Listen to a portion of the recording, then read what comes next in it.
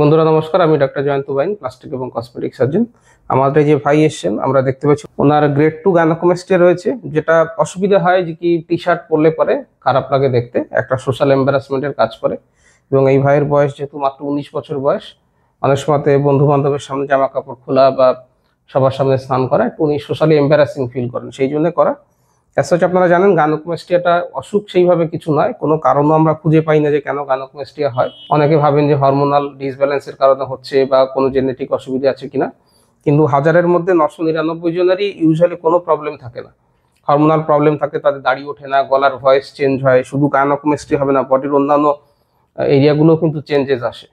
তো সেই ব্যাপারগুলো কিন্তু এনাদের নয়, তো এদের নয় বা এনাদের বল যে কোনো কারোরই নয়, এটা একটা ফিজিওলজিক্যাল আমরা বলবো। এই গাইনোকোমাস্টিয়া অনেকেরই থাকে, তবে এই বেড়ে যাওয়ার জন্য দেখতে খারাপ লাগাটা এটা একটা খুব অড লাগে।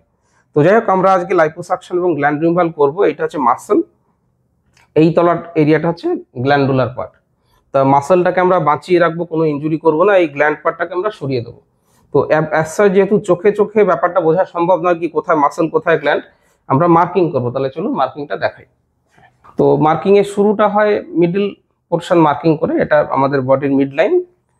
মোটামুটি মিড লাইন আঁকলাম। মিড লাইনের পরে ইনফিরিয়ার ব্রেস্ট ক্রিজ, ব্রেস্টটাকে উপর থেকে হালকা চাপ দিলে পরে ব্রেস্টের ইনফিরিয়ার বর্ডারটা সুন্দর বোঝা যায়। এটা ডান দিকে, এটা বাঁ দিকে। এবার আমরা ল্যাটারাল পার্টটা আঁকবো। একটু হাতটা লম্বা করে দাও ভাই। হ্যাঁ, এই ভাই যেহেতু ফিজিক্যাল এক্সারসাইজ করেন, ওনার মাসলটা খুব সুন্দর বিল্ড রয়েছে। এইটা হচ্ছে মাসলের ল্যাটারাল বর্ডার, এইটা হচ্ছে ব্রেস্টের ল্যাটারাল বর্ডার। তেমনি উল্টো দিকে আমরা করব। এইটা হচ্ছে মাসলের ল্যাটারাল বর্ডার, এটা হচ্ছে ব্রেস্টের ল্যাটারাল বর্ডার। কোমরে হাত দিন ভাই। কোমরে হাত দিয়ে হালকা একটু প্রেস করলে পরে কিন্তু মাসলটা টাইট হয়ে যায়। যে মাসলটা টাইট হয়ে গেছে এবং ব্রেস্টের আপার বর্ডারটা আমি ফিল করতে পারছি। এই যে মাসল গিয়ে এখানে ব্রেস্ট, তো এইটা হচ্ছে ব্রেস্টের আপার বর্ডার। অনেক সময় আমাদের মনে হয় যে এটা হচ্ছে মাসল, এটা হচ্ছে ব্রেস্ট, এটা কিন্তু ব্রেস্ট নয়। আবার হাত লম্বা করে দিন। তো পরে হ্যাঁ, তুললে পরে এই মাসলের আপার বর্ডারটা উপর থেকে ফিল করা যায়। এই যে ফিল করা যায়, এটা হচ্ছে মাসলের আপার বর্ডার। সো এটা মাসলের আপার বর্ডার। আমরা মাসলটাকে স্কোয়ার মার্কিং করব, চৌকো করে মার্ক করব। মাসলটাকে স্কোয়ার মার্কিং করা হবে এবং আমরা ব্রেস্টের টিস্যুটাকে রাউন্ড মার্কিং করব। ব্রেস্টটাকে রাউন্ড মার্কিং করব। তো আমরা মাসলের মার্কিং করেছি স্কোয়ার করে। এই হাতটা তুলুন ভাই, দেখুন মাসলটা উপরের দিকে উঠে যাচ্ছে, কাঁধ অব্দি, ঘালা অব্দি চলে আসছে, গলা অব্দি চলে আসছে। এটা হচ্ছে মাসল। মাসলের কোনো রকম ইনজুরি করা যাবে না, তাহলে হাতের মুভমেন্ট অসুবিধা হবে। আমরা এই অংশটাতে শুধু লাইপোসাকশন এবং গ্ল্যান্ড রিমুভাল করব। তো আমরা মার্কিং কমপ্লিট করেছি, তাহলে আমরা মাসলটাকে সেফ রাখবো, গাইনোকোমাস্টিয়াটাকে সরিয়ে দেবো, আন্ডার অ্যানাস্থেসিয়াতে করা হবে।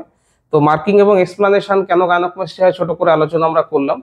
এছাড়াও বিস্তৃত আলোচনা আমার ইউটিউব ভিডিওতে দেওয়া রয়েছে। এরপরে আসবে সার্জিক্যাল ভিডিও, আমরা সার্জারি কিভাবে করি, কিভাবে টিউমিসেল ফ্লুইড দেওয়া হয়, কিভাবে লাইপোসাকশন করা হয়, কিভাবে গ্ল্যান্ড বের করছি, কিভাবে ব্লিডিংটা কন্ট্রোল করা হয়, কিভাবে ড্রেন দেওয়া হয়। তারপরে হচ্ছে কিভাবে ড্রেসিং করা হচ্ছে, প্রেসার গার্মেন্ট, প্রেসার বেল্ট, কবে থেকে আমরা ড্রেন বের করে দিই। তারপরে হচ্ছে সুতো কিভাবে কাটা হয়, যদিও আজকাল আমরা ইন্টারনাল স্টিচিং করি, বাইরে থেকে কোনো সুতো থাকে না, দেখতে পাওয়া যায় না। তো সার্জারির পরে কবে থেকে স্নান করতে পারবেন, কদিন ওষুধ খেতে হবে, কবে থেকে বাইক চালাতে পারবেন, এই সমস্ত বিষয় নিয়ে ছোট ছোট ভিডিও আমার ইউটিউব চ্যানেলে দেওয়া রয়েছে, আপনারা চাইলে দেখতে পারেন, অনেক ইনফরমেশন পেয়ে যাবেন। আর যদি কিছু জানাতে চান নিচে কমেন্ট বক্সে এসে কমেন্ট করতে পারেন, আমি প্রত্যেকটা কমেন্টের উত্তর দিয়ে থাকি। বা আপনারা আপনাদের চেস্টের ফটো যদি হোয়াটসঅ্যাপ নম্বর আমার দেওয়া রয়েছে সেখানে পাঠিয়ে দেন, আমি দেখে কোন গ্রেডের গাইনোকোমাস্টিয়া, কি করতে হবে, কত খরচ হবে, সমস্ত ডিটেলস বলে দেবো। ভিডিওটা ভালো লাগলে লাইক করবেন, শেয়ার করবেন, চ্যানেলটা সাবস্ক্রাইব করবেন। ভিডিওটা দেখার জন্য ধন্যবাদ, নমস্কার।